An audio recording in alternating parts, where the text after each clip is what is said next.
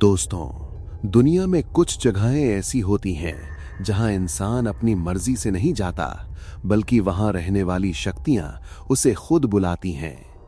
कुछ खंडहर सिर्फ टूटे हुए महल नहीं होते, वो अधूरी चीखों, तड़पती आत्माओं और खून से लिखे श्रापों का कैद खाना होते हैं। कहते हैं अगर किसी जगह पर किसी बेगुनाह की मौत दर्द और धोखे के साथ हुई हो तो वहां की मिट्टी भी श्रापित हो जाती है। आज की ये भयावह प्रस्तुति आपको ऐसी ही एक जगह पर लेकर जाने वाली है जहां एक लड़की को बार बार सपनों में एक रहस्यमयी महल दिखाई देता था, लेकिन उसे क्या पता था कि वो सपना नहीं बल्कि मौत का बुलावा था। अगर आपको हॉरर, सस्पेंस, भूत प्रेत, तांत्रिक शक्तियां और रहस्यमयी घटनाएं पसंद हैं तो वीडियो को अभी लाइक कर दीजिए। और अगर आप पहली बार हमारे चैनल लेट नाइट स्टोरीज पर आए हैं तो चैनल को सब्सक्राइब करके बेल आइकन जरूर दबाएं, क्योंकि यहां हर रात मिलती हैं ऐसी डरावनी प्रस्तुतियां जो आपकी नींद हमेशा के लिए उड़ा देंगी।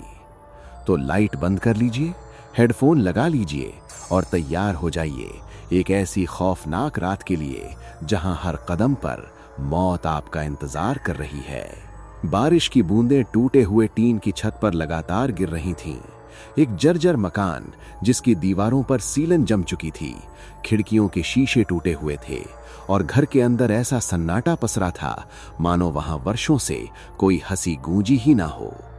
उसी घर के अंदर एक छोटे से कमरे में रिया अपनी बीमार मां के साथ सो रही थी, लेकिन उसकी नींद सामान्य नहीं थी। उसका पूरा शरीर कांप रहा था, माथे से पसीना बह रहा था और वो नींद में लगातार बड़बड़ा रही थी, नहीं, मुझे मत बुलाओ। अचानक रिया जोर से चिल्लाते हुए उठ बैठी। उसकी सांसें तेज चल रही थीं, मानो वो अभी अभी मौत को सामने देखकर लौटी हो। तभी उसका फोन लगातार वाइब्रेट करने लगा। स्क्रीन पर नाम चमक रहा था, पूजा कॉलिंग। रिया ने कांपते हाथों से कॉल रिसीव की। हेलो रिया, क्या हुआ तुझे? तू इतनी डरी हुई क्यों लग रही है? रिया कुछ पल तक शांत रही, फिर धीरे से बोली, वो जगह फिर दिखाई दी। कौन सी जगह? वही महल, वही अंधेरा, वही औरत। पूजा कुछ पल शांत रही, फिर हंसते हुए बोली, यार तू जरूरत से ज्यादा हॉरर चीजें देखने लगी है। रिया की आंखें डर से फैल गईं। इस बार उसने मेरा नाम लिया। ये सुनते ही पूजा भी कुछ सेकंड के लिए शांत हो गई। तभी अचानक कॉल पर खरखराहट होने लगी और उसी आवाज के बीच एक धीमी औरत की आवाज सुनाई दी, वापस आ जाओ। रिया का दिल तेजी से धड़कने लगा। पूजा, तूने सुना? क्या? रिया ने कांपते हुए कमरे के कोने की तरफ देखा। अंधेरे में कोई खड़ा था, लंबे बिखरे बाल, सफेद सड़ी हुई त्वचा और पैरों में बंधे घुंघरू। रिया की चीख निकल गई। फोन उसके हाथ से गिर गया, लेकिन अगले ही पल वहां कुछ नहीं था। कमरा बिल्कुल खाली था। उस रात के बाद रिया पूरी तरह बदल चुकी थी।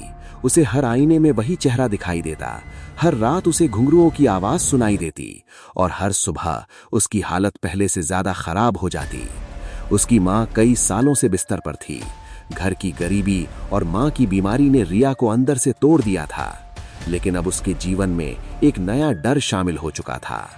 अगली शाम पूजा ने उसे जबरदस्ती अपने दोस्तों के साथ ट्रिप पर चलने के लिए मना लिया। उनके साथ थे आदित्य, करण, रवि और नेहा। सभी कार में मस्ती कर रहे थे, लेकिन रिया पूरी तरह शांत थी। उसकी नजर बार बार कार की खिड़की से बाहर जा रही थी। घना जंगल, सुनसान सड़क और हर तरफ अजीब सा अंधेरा। अचानक धड़ाम, कार जोर से झटकी और बंद हो गई। अबे ये क्या हुआ? आदित्य चिल्लाया। रवि नीचे उतरा और बॉनेट खोला। इंजन जल चुका है।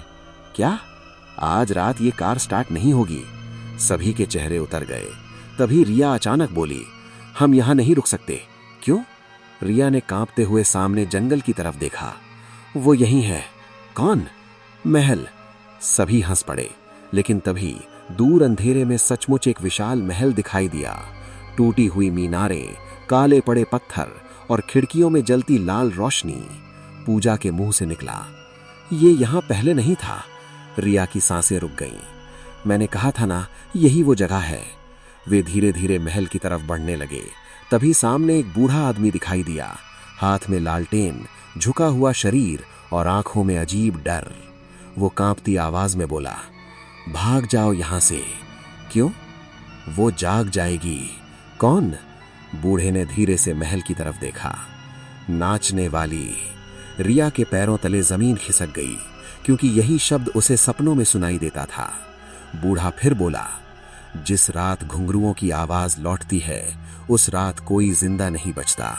करण हंस पड़ा। बाबा, ज्यादा फिल्में मत देखा करो।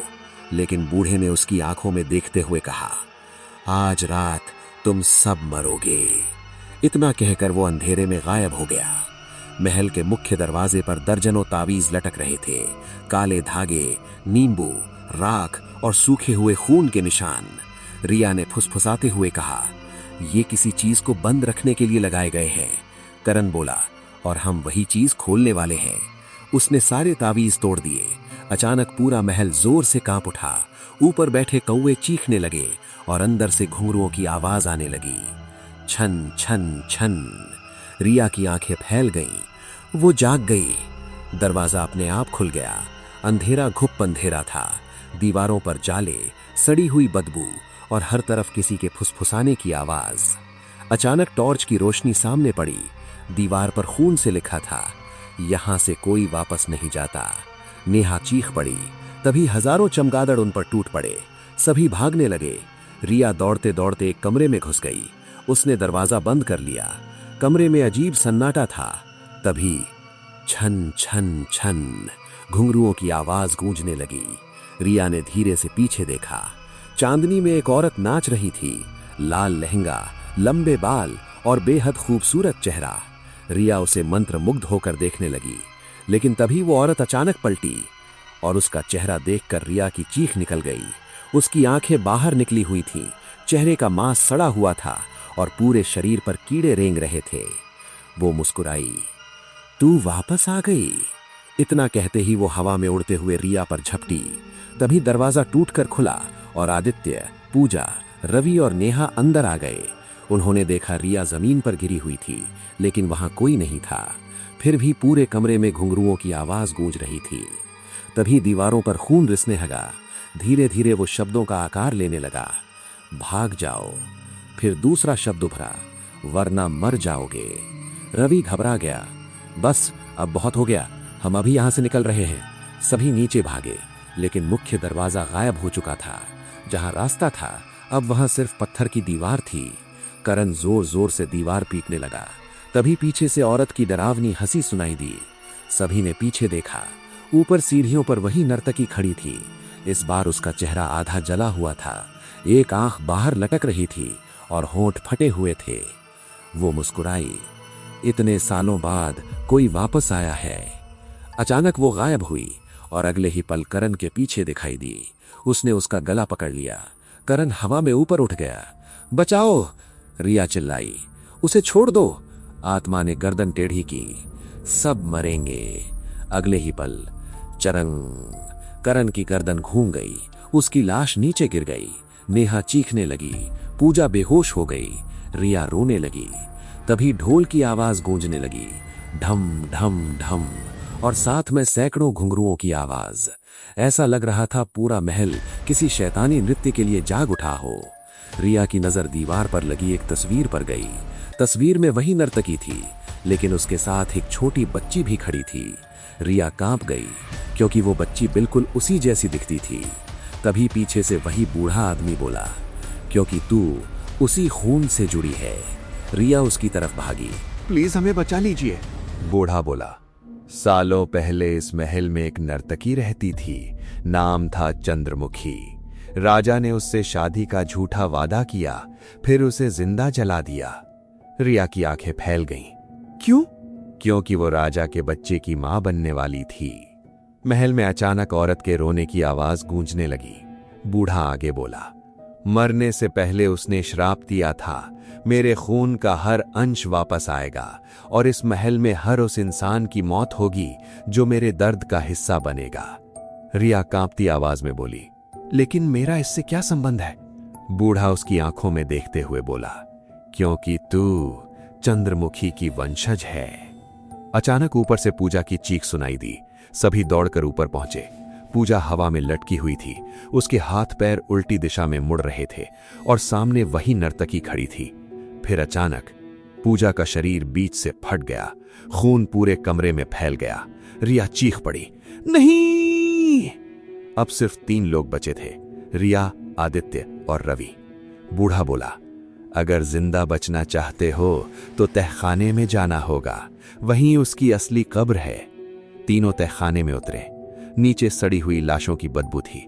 टॉर्च की रोशनी जैसे ही आगे पड़ी, पूरा तहखाना इंसानी कंकालों से भरा था। सैकड़ों लाशें, कुछ आधी जली हुई, कुछ बिना सिर की और कुछ दीवारों में जिंदा चुनी हुई। रिया रोने लगी। तभी अंधेरे में 2 लाल आंखें चमकी। छन छन छन। वो नर्तकी फिर सामने आ चुकी थी, लेकिन इस बार उसके पीछे एक और परछाई खड़ी थी, एक लंबा काला पिशाच जिसकी आंखें सफेद थीं, मुंह पूरा फटा हुआ था और हाथों के नाखून जानवरों जैसे लंबे।